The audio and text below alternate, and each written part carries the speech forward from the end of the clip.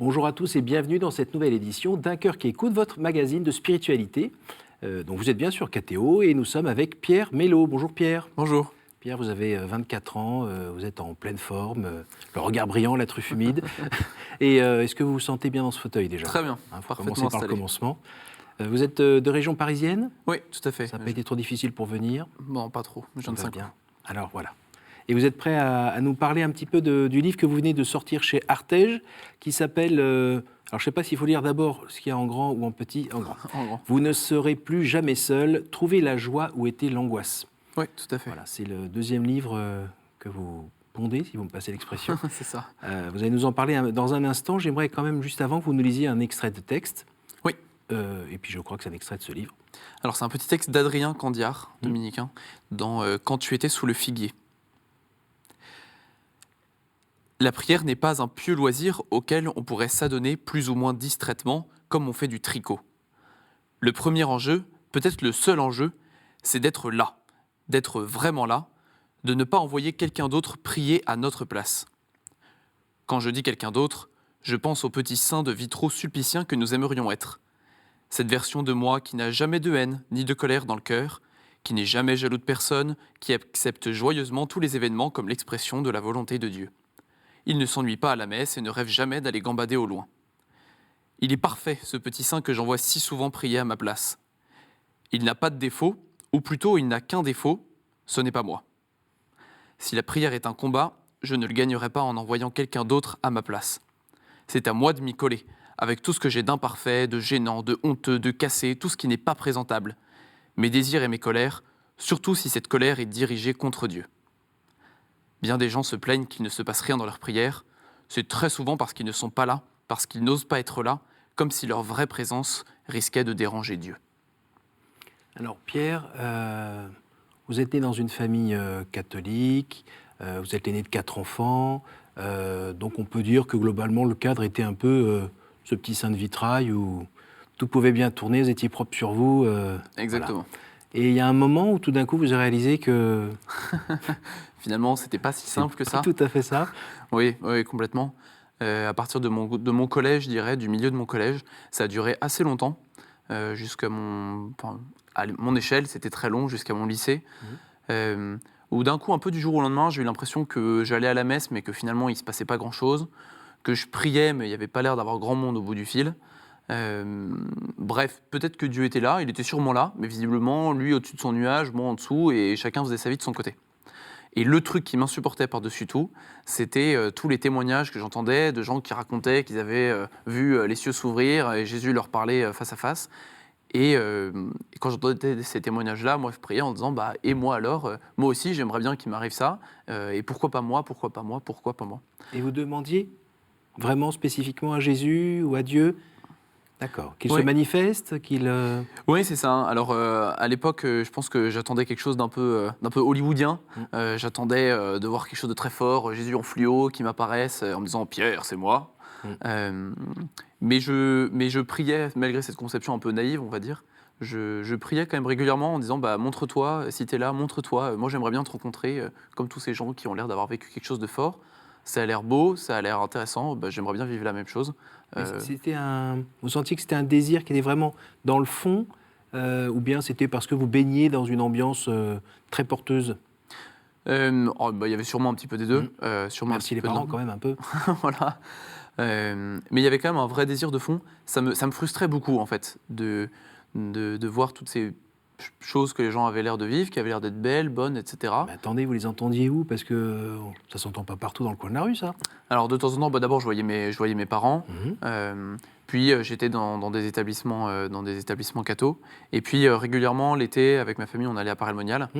Là où se réunit la communauté d'Emmanuel. Exactement, pour les sessions vous d'été. faites des sessions qui durent à peu près une semaine. C'est ça, une petite semaine, 4-5 jours. On dort pas beaucoup, on mange mal, mais en revanche on peut prier beaucoup. C'est ça, et on rencontre des gens super. Tout n'est pas rose et parfait, mais on vit des beaux moments, ouais. Mais au-delà de ces témoignages particulièrement forts, simplement je voyais qu'il y avait des gens autour de moi qui étaient croyants, ça avait l'air d'être important dans leur vie, ça avait l'air de changer des choses dans leur vie. Moi, pour le moment, ça changeait pas grand-chose dans la mienne.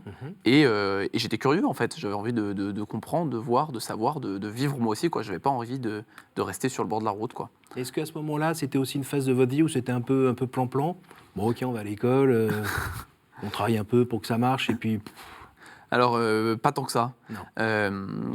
J'ai été assez réservé, enfin, je parlais pas beaucoup de tout ça, mais par ailleurs, j'étais pas mécontent d'aller à l'école parce que j'étais aussi curieux à l'école et de ce que j'apprenais en physique ou en sciences surtout. Donc j'étais curieux, je continuais à aller à l'école, j'avais des bons amis, ça se passait très bien. Voilà, mais j'avais cette espèce de trame de fond derrière de si t'es là, montre-toi, quoi. D'accord. Et alors, il s'est montré? Ça a pris un petit peu de temps. Moi, j'ai trouvé que ça prenait beaucoup de temps, mais il a fini par se montrer. Il y a eu un peu deux étapes. Il n'était pas dans la tempête. Il n'était pas. C'est ça. Il était dans la brise légère. Ça a pris un petit peu de temps. Il y a eu une première étape quand j'étais en première, où j'ai fait une retraite à l'abbaye de la Pierre-qui-Vire. Oui. Un peu par hasard, bon, mais je m'y suis retrouvé. Je ne saurais pas bien vous dire exactement ce qui s'est passé, mais je sais que je suis reparti à la fin en ayant compris que le problème, quelque part, c'était que j'appelais comme un sourd. Je passais mon temps à crier en disant « montre-toi, montre-toi, montre-toi », mais en gros, je lui laissais jamais en placer une, donc forcément, j'entendais rien. Je me suis rendu compte que quand je priais, c'était un petit peu « au nom du Père, du Fils, du Saint-Esprit », si t'es là, montre-toi. Bon, eh ben, je réessayerai demain. Je te donne 3 secondes. Voilà, je te donne 3 secondes. Bon, ben, je réessayerai demain, au nom du Père, du Fils, du Saint-Esprit. C'était un petit peu la loterie, et j'attendais que le bon numéro sorte, quoi. Et donc, il fallait, si je voulais vraiment l'entendre, s'il avait quelque chose à dire, bah, que je prenne un petit peu le temps de l'écouter et que je change un petit peu mon attitude. Alors, je suis parti de cette retraite avec plein de bonnes résolutions, j'allais prier tous les jours, j'allais changer toute ma vie, etc. Tout s'est gentiment cassé la figure au bout de 2 semaines. Mais il y avait quand même quelque chose qui avait changé dans cette attitude intérieure. Et personne vous a proposé de vous rapprocher éventuellement d'un moine, d'un prêtre, pour cheminer un peu, pour avoir un peu de... peut-être pas une direction spirituelle, mais Ouais, un soutien, un accompagnement? Pas particulièrement pas à ce moment-là, c'est vrai qu'on aurait peut-être dû. C'était pas le moment? Ouais, c'était peut-être pas le moment. En tout cas, ça s'est pas fait. Mais ça a quand même été une première étape assez forte. Et quelques mois plus tard, je pars au JMJ de Madrid, toujours avec la communauté de l'Emmanuel. Donc les Journées mondiales de la jeunesse. Les Journées mondiales de la jeunesse, tout à fait. Où le pape invite la jeunesse du monde. Exactement. À venir faire, non pas la fête, mais à prier ensemble, à se rencontrer. Et puis lui, il vient les 2-3 derniers jours, quand tout le monde est crevé, pour pouvoir bien être entendu. Exactement. Et on pulvérise allègrement le record d'affluence de Woodstock tous les 2-3 ans. Voilà. Et donc, on passe sur le chemin de Madrid, on passe par Paray-le-Monial, donc qui est en Bourgogne, toujours pour ces sessions d'été de la communauté de l'Emmanuel. Et un jour, j'entends un enseignement, je me pose une question à la fin, et je vais voir le prêtre qui nous accompagne. « Bonjour mon père, j'ai une question. » Voilà. Je lui pose la question, je me souviens plus ce que c'était, il me répond, je me souviens plus de la réponse. Mais après, il embraye et il se met à raconter tout un tas d'autres trucs. Ça dure pas très longtemps, mais pendant 15-20 minutes, il me raconte pourquoi est-ce que lui, il est devenu prêtre, ce qu'il a vécu comme séminariste, ce qui se passe dans sa vie de prière, comment est-ce que le Seigneur l'a appelé. Bref, il me partage un peu sa vie spirituelle et sa vie avec Dieu toute simple, dans les bêtes choses de la vie quotidienne, quoi. Et c'est pas non plus livresque, c'est lui, c'est son témoignage à lui. Voilà moi ce que je vis. C'est ça, c'est sa vie toute simple, de sa prière sur le scooter avant d'aller rencontrer quelqu'un, en jouant de la musique, enfin vraiment sa vie simple à lui, la sienne, un témoignage tout simple. Et à ce moment-là, il y a quelque chose qui change dans mon cœur, où ces choses que j'avais eu la chance d'entendre beaucoup, que Dieu nous aimait, qu'il était là, etc., et que je croyais en tout cas intellectuellement, dans ma tête, ça, très bien, Dieu existe, Dieu nous aime. Ça colle. Voilà, ça colle.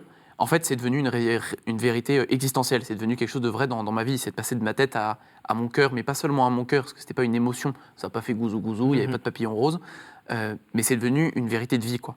Et j'ai compris qu'en fait, Dieu m'avait créé de toute éternité, qu'il avait un projet de bonheur pour moi, et que la seule question qu'il me posait, c'était « Pierre, ce truc-là, ce projet de bonheur, est-ce que tu veux qu'on le vive ensemble ou pas ?» Et que moi, je pouvais lui dire non, et que si je disais non, il me laisserait tranquille.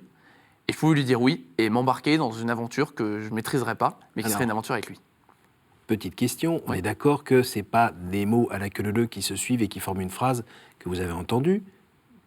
Si. Non, tout à fait. Non, voilà. C'est pas une phrase que j'ai entendue. C'est ce que moi, je me suis dit à ce moment-là. D'accord. En réalisant, en l'écoutant, je me suis dit, mais en fait, c'est ça. D'accord. Et je me le suis reformulé comme ça un petit peu après. Et avec un vrai sentiment de liberté, je peux vraiment dire oui ou dire non Exactement. D'accord. Avec un vrai sentiment de liberté et puis un vrai enthousiasme parce qu'il y avait une aventure qui s'ouvrait en fait. On dit, il y a un projet pour moi qui n'est pas du tout enfermant, c'est pas un plan écrit par avance, c'est pas un destin, mais Dieu a un désir pour moi, peut-être qu'on pourrait dire ça comme ça. Dieu a un désir pour moi, que je sois heureux, et son désir encore plus grand, c'est que ce chemin de bonheur, on le vive ensemble. Et moi, je peux dire non à Dieu, c'est quand même dingue, je peux dire non et il n'insistera pas, et je peux dire oui, et si je dis oui, je m'embarque dans une aventure à deux, et comme toutes les aventures à deux, on ne maîtrise pas tout, et on y va. Et je me suis levé de ce banc, et je me suis dit, je signe pour ce truc-là, je veux vivre ça, je veux voir, je veux y aller. Et puis j'avais aussi compris plus profondément qu'avant que Dieu était vraiment quelqu'un, quoi. C'était pas ce concept là-haut, au-dessus du nuage, mais c'était vraiment quelqu'un comme un compagnon de route, justement, un compagnon de vie. Et donc je me disais, s'il est là, j'ai envie de le découvrir, j'ai envie de savoir qui t'es. Alors comment tu t'appelles, j'ai déjà des petites idées, mais j'ai envie de savoir. Il ne faut pas le dire non plus. Celui qui est. Celui qui est, voilà. Mais j'ai envie de te découvrir. Alors, question de rencontre avec quelqu'un et d'amour avec quelqu'un, donc avec Dieu, par rapport à ce que vous connaissiez de l'amour humain, notamment à travers l'amour de vos parents, tout simplement, celui qu'on connaît en premier normalement, vous sentiez qu'il y avait encore un cran au-dessus avec Dieu? Comment... Oui, non, peut-être? Je vous laisse cocher. Ouais, c'est pas facile comme question. Je l'ai pas ressenti aujourd'hui, oui, maintenant que ça a maturé depuis plusieurs années, et que je vois qu'il y a une vraie relation intime, profonde qui se noue, oui. Sur le moment, je me le suis pas forcément dit comme ça. Je me suis dit, j'ai un ami potentiel. Je savais pas très bien à quoi allait ressembler la relation avec lui, je savais pas très bien comment ça allait être. Mais il y avait un ami potentiel et qui était quand même pas n'importe qui. Après, ça allait pas être comme avec tout le monde. Et si vous voulez, en rentrant des GMJ, je suis rentré, j'étais tout feu tout flamme, mais j'avais envie de le connaître, ce Dieu qui visiblement voulait avoir une relation avec moi. Donc je me souviens, le premier jour, je suis mis dans ma chambre, j'ai prié 1 heure, je me suis dit, waouh, c'est génial. Voilà. Le lendemain, j'ai prié 5 minutes, sur le lendemain, j'ai pas prié. Et après, vous êtes en guirlandais avec vos frères et sœurs. Voilà, exactement. La vraie vie, quoi. La vraie vie. La vraie vie. Voilà. Et je me suis dit, bon, finalement, ça va être un petit peu plus compliqué que prévu. Finalement, prier, c'est pas si simple. Finalement, aimer mes petits frères et sœurs, c'est pas si simple. Aimer mes amis, c'est pas si simple. Donc, de prime abord, rien n'a changé, mais il y avait quelque chose de très profond qui avait changé. C'est que j'avais un désir de vivre quelque chose. Quand j'allais prier, c'était pas parce qu'on m'avait dit qu'il fallait prier ou parce qu'une règle ou je sais pas quoi, mais parce que j'avais envie. Ouais. J'avais envie de savoir qui était là. Et vous aviez des petits trucs pour vous rappeler, que je sais pas, comme une boussole qui vous dirait, tiens, il faudrait peut-être pas oublier que c'est là où il faut que j'aille. Je sais pas, par exemple, un coin prière dans votre chambre ou une icône collée à côté de votre ordinateur, j'en sais rien, des trucs comme ça. Ouais. Oui, j'avais une petite icône à côté de mon lit. Alors moi, je suis vraiment du soir, et donc je priais le soir. C'est la dernière chose que je faisais en me mettant dans mon lit. Je m'asseyais sur mon lit et là, je prenais un petit temps de prière. Et j'ai eu de la chance très tôt. On m'a dit que, je me suis rendu compte que c'était vrai, que l'important c'était pas en fait de prier très longtemps. En tout cas, d'abord, l'important c'est pas de prier très longtemps, mais c'était d'être fidèle à ce petit rendez-vous. Alors, je priais pas très longtemps, quelques minutes, 4, 5, 6 minutes, mais vraiment tous les jours. Et puis, je racontais ma journée, en fait, comme à un ami. Et je m'efforçais aussi de ne pas faire que parler, puisque j'avais compris qu'il fallait que j'écoute un petit peu. T'es là voilà. Manifeste-toi. Voilà, c'est ça. Donc, de ne pas faire que parler. Et sur ces 5-6 minutes, d'en garder au moins 2, peut-être, où j'étais en silence. Voilà. Et où j'écoutais, ou peut-être en répétant juste Jésus, tout simplement. Voilà. Puis après, ce temps de prière, il a grandi. J'ai pu laisser plus de place à mes questions, à ce que j'avais envie de lui dire, de lui confier, puis plus de place aussi au silence justement pour l'écouter. Alors je vous glisse une petite question sur ce temps de silence. Il arrive parfois que dans ce temps de silence, on ait 2-3 trucs qui montent en tête. Pas oublier demain matin, il y a ça, est-ce que j'ai fait ci, ça, tata, tiens, faut que je pense à acheter ce truc-là. Voilà. Et comment vous faisiez et comment vous faites aujourd'hui pour laisser Dieu venir dans cette sauce? Oui, alors on est distrait, c'est normal. C'est pas très grave en fait. Et il y a une petite histoire que j'avais dû entendre, je sais pas, étant enfant, mais que j'aimais beaucoup. C'est l'histoire d'un petit enfant qui prie et puis il a une distraction parce qu'il pense à son petit frère qui l'a embêté. Hein. Et puis après il se recontente, il se dit « Ah non, j'étais en train de prier » et puis alors il se remet à parler un petit peu à Jésus. Et puis il y a une deuxième distraction, il repense à son papa et à sa maman, et puis une troisième. Et puis en fait à la fin, il découvre sur son coin de prière 3 fleurs. Et Dieu qui lui dit, c'est les 3 moments où tu t'es retourné vers moi. Voilà, en fait, c'est ça ce qui compte pour moi. Et c'est un peu le texte en fait que je vous lisais tout à l'heure. Dieu n'attend pas qu'on vienne en étant parfait, avec la bonne image. Souvent, on cherche à renvoyer la bonne image à Dieu, on fait notre signe de croix et on se dit, bon, qu'est-ce que Dieu a envie que je lui dise ? Mais Dieu n'a pas envie qu'on lui dise quelque chose, il a envie qu'on vienne, nous, avec nos cœurs et nos tripes. Et donc, j'y vais avec mon cœur et mes tripes, et ma tête, souvent, elle est distraite et elle pense à autre chose. Alors, voilà, quand je suis distrait, je me dis, c'est autant d'occasions de me retourner vers lui et lui dire, oh là, pardon, j'étais en train de penser à autre chose, je suis désolé, mais j'ai envie de passer un moment avec toi. T'étais en train de dire quoi déjà ? Voilà, puis d'essayer de me remettre un peu dans cette attitude de silence. Voilà, puis il y a des moments dans la vie où c'est facile, où on arrive à prendre des longs temps de silence, on prie, et puis il y a d'autres moments dans la vie, il y en a probablement un peu plus, même si j'ai pas encore beaucoup d'expérience, mais où c'est difficile, on a du mal à se concentrer, on n'a peut-être même pas envie d'aller prier, mais en fait, c'est pas grave, ce qui compte, c'est cette fidélité, c'est ce petit acte de fidélité, un peu en fait comme dans une relation comme avec un ami ou dans une relation amoureuse en fait. On dit aussi qu'il faut veiller à ne pas rester trop seul. Donc la messe dominicale, ça aide pas mal. Et puis éventuellement, la communauté des Emmanuel, vous avez fini par vous en approcher un petit peu plus, pour mettre un pied dedans. Ouais, complètement. 2 pieds dedans. 2 pieds dedans et les bras. Les bras, c'est important. Voilà, non, j'ai eu beaucoup de chance parce que assez vite, 1 an plus tard, il y a un groupe de prière qui s'est monté juste à côté de là où j'étais en cours. Et donc j'étais à la première soirée, j'ai commencé à y aller. C'est toutes les semaines ? C'était toutes les 2 semaines. C'était toutes les 2 semaines et j'y suis resté assez fidèlement. Et c'était un vrai cadeau. C'était un vrai cadeau d'avoir un temps avec d'autres gens. On ne faisait pas du tout que parler de Dieu, hein. Mais en fait, on vivait notre foi ensemble et parfois, vivre notre foi ensemble, c'était prendre un bon dîner ensemble et puis ensuite avoir un temps de louange et puis ensuite prier ou avoir un enseignement. Ce qui permettait finalement de ne pas voir juste les pépites de l'été en allant à la session d'Emmanuel avec des témoignages, des soirées de prière un peu fortes ou des échanges avec des jeunes de votre âge. Et puis de temps en temps la prière dans l'année, mais là d'être soutenu toute l'année en fait. Exactement. Soutenu, impliqué, grandir, se rendre compte qu'on grandit dans sa foi. Exactement. Moi, l'expérience que je faisais un peu, justement, avant d'avoir ce groupe de prière qui m'aidait à m'enraciner, c'était la vie de prière, la vie spirituelle en dents de scie. Dire l'été, gros pic, wow, c'est incroyable, voilà, ou quand il y a une retraite ou un événement un peu fort, voilà, on prend plein de bonnes résolutions, 2-3 semaines plus tard, ça se casse la figure, et puis jusqu'au prochain pic, et puis ça fait des dents de scie comme ça. Et ces pics, ils sont pas mauvais, mais l'idée, c'est que ça soit plus un tremplin, en fait, qu'un pic. Et c'est vrai, et ce groupe de prière, il m'a énormément aidé à ça, et puis je me suis fait de super bons amis, on passait des bons moments ensemble, et du coup j'y suis resté fidèle, j'y suis encore d'ailleurs. Voilà, puis entre-temps je suis rentré dans la communauté de l'Emmanuel, etc. Vous êtes aussi, alors vous parliez de votre tête tout à l'heure, vous en êtes servi aussi pour vous impliquer un peu plus dans vos études. Oui. Voilà, et là vous venez de décrocher un diplôme, c'est ça ? C'est ça, donc je viens de finir mon école d'ingénieur. D'accord. Voilà, et puis j'ai fait un peu de philo en parallèle, j'ai fait une licence de philosophie. D'accord. Et ça vous a apporté quoi la philosophie ? Ça m'a apporté le désir de faire de la théologie. Non, ça m'a apporté... j'étais content de faire de la science et des sciences dures, beaucoup de maths. Mais en fait, on ne comprend pas le monde avec des maths. On comprend le monde un peu autrement, avec le cœur, avec le reste de sa personne. Et donc c'était important pour moi de faire de la philo pour s'abstraire de la seule matière, quoi. Et vous sentiez justement qu'avec cette formation assez pointue en mathématiques et aussi, j'imagine, en physique, en chimie, ça donnait des clés, mais pas toutes les clés, mais ça en donnait quand même, et peut-être à la fin, ça permettait de rejoindre Dieu ou pas ? Vous l'avez senti un peu, ça, ou pas ? Alors, ce qui est sûr, c'est que ça m'a aidé à structurer ma pensée, à voir à découvrir comment les choses s'articulent, et ça a été très précieux après, quand j'ai commencé à faire un peu de philo, un peu de théologie, découvrir qu'en fait, les choses ont une cohérence, que les choses ont un sens, une structure, quoi. Est-ce que ça rapproche de Dieu ? Alors ça n'en éloigne pas, en tout cas, moi ça m'en a pas éloigné. Ou bien est-ce que c'est un système qui tient tout seul et qui n'a pas besoin de Dieu aussi, la tentation ?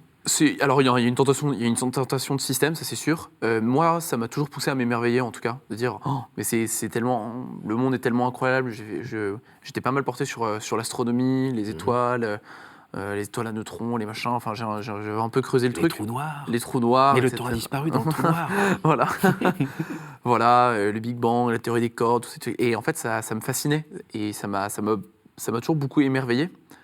Voilà, et puis quand ma relation avec Dieu a commencé à croître un peu, ça a été une occasion de s'émerveiller en disant c'est incroyable tout ce que tu as fait et de se réjouir en fait. Tu t'en sors pas mal. Voilà, voilà, bravo, bien joué. Alors là, cette année, vous avez choisi d'entrer en année de propédeutique. Donc la propédeutique, c'est... expliquez-le, vous l'expliquez mieux que moi. Oh bah, c'est tout simple. C'est tout simple, c'est prendre une année pour discerner et se dire qu'est-ce que je vais faire de ma vie, où est-ce que le Seigneur m'appelle, et en particulier est-ce que je vais me marier ou est-ce que je vais plutôt choisir une vie consacrée, consacrée dans le célibat, donc a priori comme prêtre, éventuellement comme consacré, comme moine. D'accord. Voilà. Et donc prendre un an pour se poser avec le Seigneur, faire croître cette relation-là, et puis discuter ensemble et dire maintenant qu'est-ce qu'on fait quoi.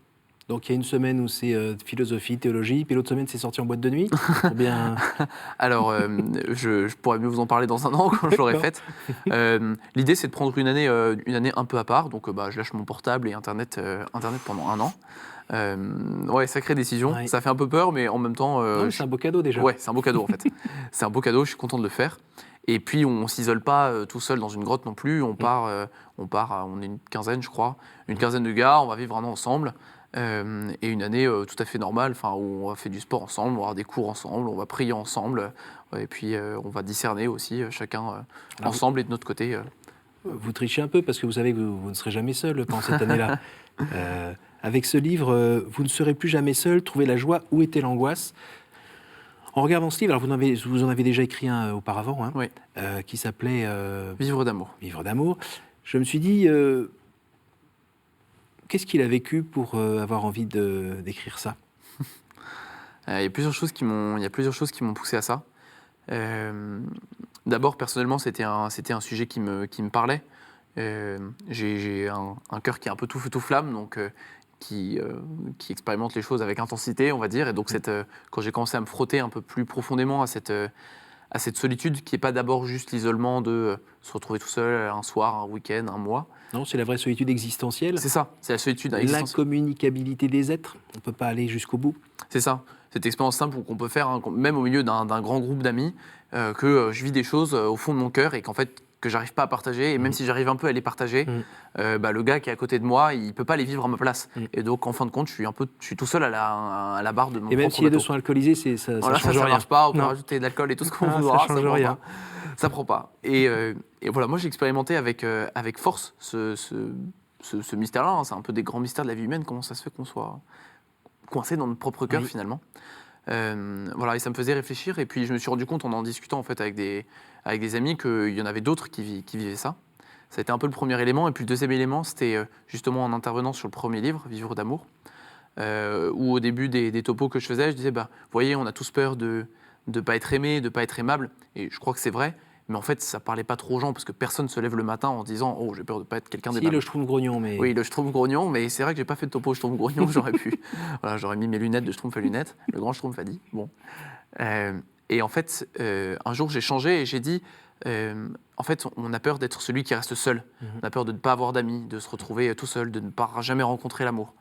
Et j'ai vu que ça parlait beaucoup plus aux gens qui étaient en face. Et donc, je me suis dit, non seulement c'est un sujet qui me parle, qui me porte, et puis qui en fait avait commencé à nourrir ma vie de prière avec Dieu, parce que je me sens seul, mais alors, et toi, tu es censé être là, comment est-ce que tu es là, comment est-ce que ton amour nourrit cette solitude. Donc moi, il me parlait, puis je me suis rendu compte que ça résonnait pas mal en fait avec les gens que j'avais en face.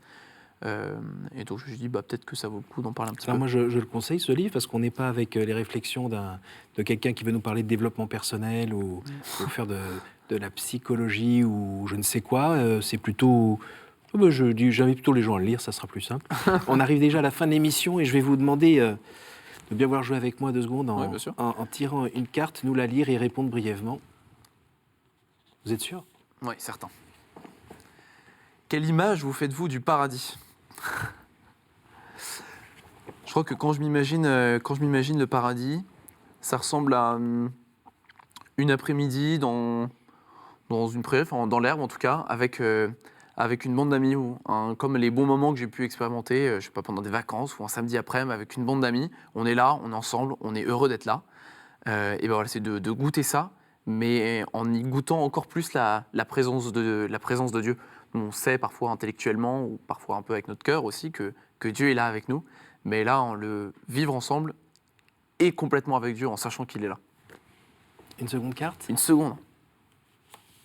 Hop, vous partez avec 2 d'un coup. Hop là, je pensais du dessus. Quel conseil donneriez-vous à quelqu'un qui vous dirait « J'ai envie de rencontrer Dieu, par quoi dois-je commencer ?» Eh bien, je pense que je lui dirais de faire un peu ce que j'ai pu expérimenter, en tout cas, quand j'ai eu ce désir-là, de dire j'aimerais rencontrer Dieu, et ben de lui dire en fait. Alors, je disais tout à l'heure que j'écoutais pas assez, mais de lui dire, donc de prendre un petit temps, tous les jours peut-être, s'arrêter 5 minutes et dire bah, si tu es là, montre-toi, j'aimerais bien te rencontrer. Dans une église, mais pas forcément, hein, ça peut être dans le coin de sa chambre, tout simplement. Et dis-lui, si tu es là, j'aimerais te rencontrer, montre-toi. Et il finira par répondre. Merci beaucoup Pierre, merci beaucoup pour ce partage plein de vie avec des étoiles plein les yeux. Merci aussi pour le livre « Vous ne serez plus jamais seul, trouver la joie, où était l'angoisse » aux éditions Artege. Et puis merci à vous tous pour votre fidélité. N'hésitez pas à partager cette émission grâce à notre site www.ktotv.com. Et puis à la semaine prochaine.